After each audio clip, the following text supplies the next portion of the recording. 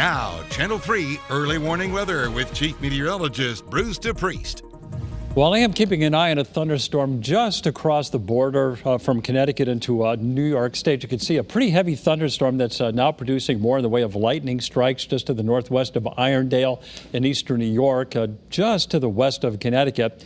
And this storm is also producing some heavy rain. I'm going to elapse this for you over the last 30 minutes, and you can see it is moving to the north-northeast. So this is going to be clipping Salisbury, the far northwestern part of the state. So if you're hearing thunder in far northwestern Connecticut right now, it's probably a good time to go indoors because there is a rising amount of lightning strikes, cloud to ground lightning strikes, and there's also the risk for some heavy rain between now and let's say around 5:30 this afternoon.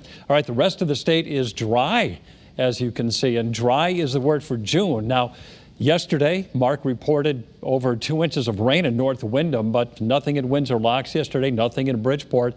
So the total rainfall for the month of Windsor Locks remains 0.42 inches, a deficit of more than 3 inches now for the month of June alone. Bridgeport, 0.64 inches. That is a deficit of closing in on 2 1/3 inches. So the bottom line is we do need rain. There you can see some scattered puffy clouds over Torrington at the moment. And we got a nice sea breeze in New London where the current temperature is 71 degrees. Of course, it hit 91 at Bradley. Right now it's 88 degrees, and that sea breeze is really starting to cool things off statewide. You can see we have a southerly wind that's averaging 10 to 20 miles an hour in many parts of the state. Of Windsor Locks, the average wind speed is 18 miles an hour. So that is knocking temperatures down, but it's going to be a while before we knock the humidity down. The dew point is in the 60s to near 70, which is borderline oppressive humidity. Now, the hottest weather today was off to our north and west, where you can see Burlington, Vermont, a steamy 94 degrees. They've had many hot days up in far northern New England. So you can see that one shower that's about to clip northwestern Connecticut. Showers and thunderstorms are more abundant across New York and Pennsylvania, and we'll see that front come through tomorrow with a greater risk for showers and storms. So most of this day will be dry. At 7 o'clock this evening, we'll have areas of low clouds and fog form tonight. Tomorrow morning will be cloudy, foggy, especially near the shoreline.